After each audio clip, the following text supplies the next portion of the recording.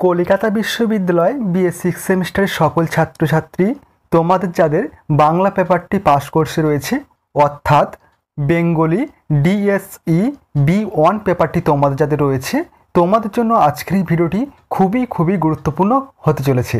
কারণ আজকের এই ভিডিওটিতে তোমাদের জন্য তোমাদের প্রিভিয়াস ইয়ারে আসা 2021 এবং 2024 সালের সম্পূর্ণ এসকিউ কোশ্চেনের সমাধান নিয়ে আলোচনা করব।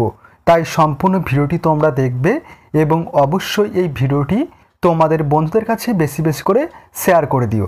চলো তোমরা দেখে নাও সম্পূর্ণ প্রিভিয়াস ইয়ারে আসা বিগত 2 বছরের এসকিউ কোশ্চেনের সমাধানটি তোমরা দেখে নাও। পূর্বের ভিডিওটিতে আমি তোমাদের 2023 এবং 2022 সালের মোস্ট ইম্পর্টেন্ট দুটি ইয়ারের কোশ্চেনের এসকিউ কোশ্চেনের সমাধান নিয়ে আলোচনা করেছি। তোমরা যারা এখনও পর্যন্ত সেই ভিডিওগুলি দেখোনি অবশ্যই তোমরা এই চ্যানেলের প্লেলিস্ট চেক করে সেখান থেকে খুব সহজেই ভিডিওগুলি দেখে নিতে পারো। এরপর চলো 2021 এবং 2024 সালের সম্পূর্ণ এসকিউ কোশ্চেনের সমাধানটি তোমরা দেখে নাও। প্রথমে দেখো 2021 সালের প্রশ্নপত্রের সমাধানটি দেখে নাও। 1 নম্বর কোশ্চেন ছিল নীলকণ্ঠ পাখির খোঁজে উপন্যাসে শামসুদ্দিনের মেয়ের নাম কি? উত্তর অতীন বন্দ্যোপাধ্যায়ের নীলকণ্ঠ পাখির খোঁজে উপন্যাসে শামসুদ্দিনের মেয়ের নাম হচ্ছে ফতিমা। দ্বিতীয় কোশ্চেন বেকার যুবক রঞ্জিত কাকে ভালোবেসে গ্রাম থেকে বিতাড়িত হয়? উত্তর অতীন বন্দ্যোপাধ্যায়ের নীলকণ্ঠ পাখির খোঁজে উপন্যাসের বেকার যুবক রঞ্জিত মালতীকে ভালোবেসে গ্রাম থেকে বিতাড়িত হয়। 3 নম্বর কোশ্চেন বড় বাড়ির হাতির মাহুতের নাম কি ছিল? উত্তর হবে ফেলু শেখ। এরপর নেক্সট কোশ্চেন 4 নম্বর ফেলু শেখের স্বভাবে কী দোষ ছিল? উত্তর নীলকণ্ঠ পাখির খোঁজে উপন্যাসে ফেলু শেখের স্বভাবে যে প্রধান দোষটি আমরা পাই সেটি হলো তার মদ্যপানের আসক্তি ছিল। 5 নম্বর কোশ্চেন রাজা আসে রাজা যায় গল্পে বৈকুণ্ঠ সাহাকে? উত্তর রাজা আসে রাজা যায় গল্পে বৈকুণ্ঠ সাহা ছিলেন একজন হিন্দু ব্যক্তি এবং তিনি ছিলেন বিপুল সম্পত্তির মালিক। দেশভাগজনিত কারণে তিনি তার সমস্ত সম্পত্তি দেখাশোনার দায়িত্ব রাজেককে দিয়ে ভারতে চলে যান। এরপর 6 নম্বর কোশ্চেন ছেলে মানসী গল্পে চিত্রায়িত দুটি শিশু চরিত্রের নাম লেখো? উত্তর গীতা ও হাবিব।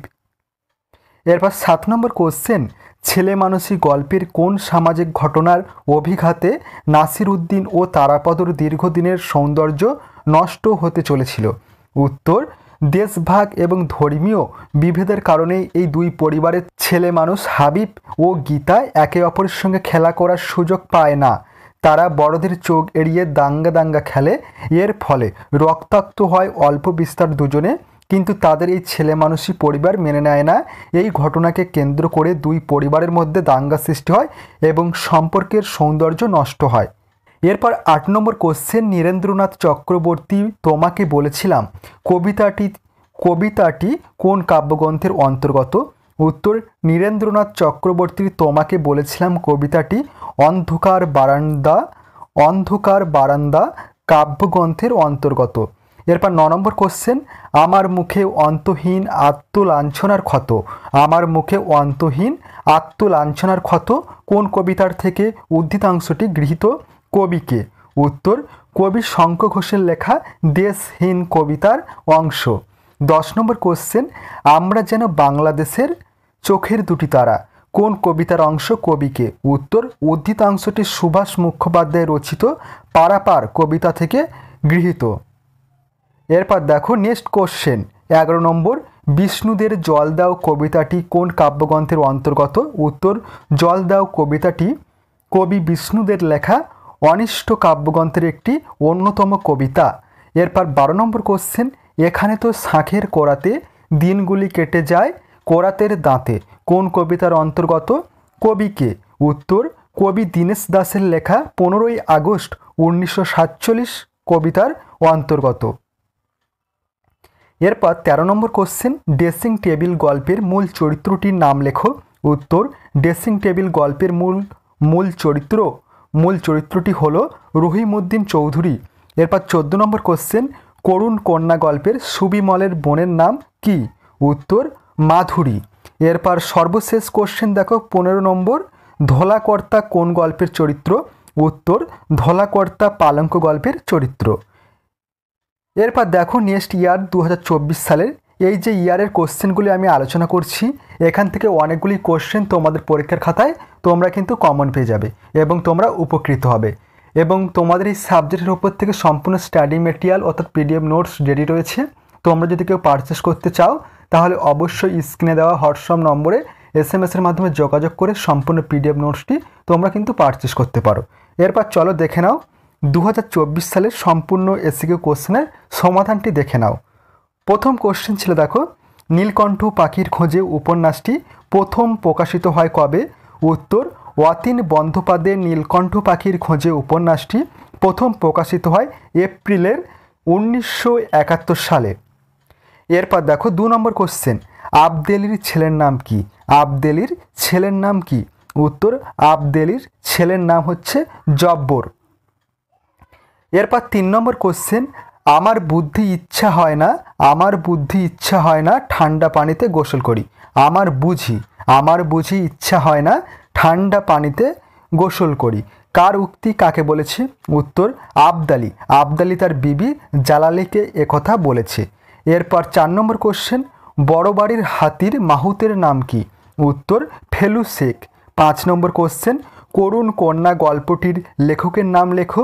উত্তর করুণ কন্যা গল্পটির লেখক হলেন রমাপদ চৌধুরী।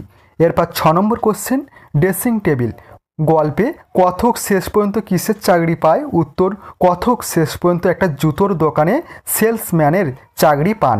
এরপর দেখো 7 নম্বর কোশ্চেন, গণনায়ক গল্পের প্রেক্ষাপট কি? উত্তর গণনায়ক গল্পের প্রেক্ষাপট হলো 1947-এর আগস্ট মাস। গল্পটি ক্ষমতালোলুপ গণপ্রতিনিধিদের সুবিধাভোগী মানসিকতা উদ্ঘাটনের দলিল। এরপর দেখো 8 নম্বর কোশ্চেন, রহিমউদ্দিন চৌধুরী কোন গল্পের চরিত্র? উত্তর রহিমউদ্দিন চৌধুরী ড্রেসিং টেবিল গল্পের চরিত্র। এরপর 9 নম্বর কোশ্চেন, চেঁচিয়ে ডাকে দুর্গারে দুর্গা কোন গল্পের অংশ? কে ডাকে? উত্তর সুদাম ডাকে। দুর্গাকে হারিয়ে তার অবস্থা পাগলের মতো, পাতলা চেহারা, তন্নি জোয়ান মেয়ে, ফর্সা রং, পায়ে আলতা, মাথায় সিঁদুর, মুখে পান, এরকম মেয়ে দেখলেই সুদাম চেঁচিয়ে দুর্গা বলে ডাকে। এরপর দেখো 10 নম্বর কোশ্চেন, পালঙ্ক গল্পে পালঙ্কটা রাজমোহন কত টাকায় বেচে দিয়েছিলেন? উত্তর 50 টাকায়। এরপর 11 নম্বর কোশ্চেন, 15ই আগস্ট 1947 কবিতায় কোন কোন নদীর কথা আছে? উত্তর কবিতায় নদী হিসেবে পদ্মা, মেঘনা, সিন্ধু নদ ও ভারত সাগরের উল্লেখ আছে। এরপর 12 নম্বর কোশ্চেন, পারাপার কবিতাটি কোন কাব্যগ্রন্থের অন্তর্গত? উত্তর কবি সুভাষ মুখোপাধ্যায়ের লেখা পারাপার কবিতাটি ফুল ফুটুক 1951 থেকে 57 কাব্যগ্রন্থের অন্তর্গত। এরপর 13 নম্বর কোশ্চেন, তোমাকে বলেছিলাম কবি কাকে কি বলেছিলেন? উত্তর তোমাকে বলতে কবি তার নিজের মাতৃভূমি চান্দ্রাতে ফিরে আসার কথা বলেছিলেন। এরপর 14 নম্বর কোশ্চেন, আমার চোখের পরিপূরক আকাশ নেই কার লেখা কোন কবিতার অংশ?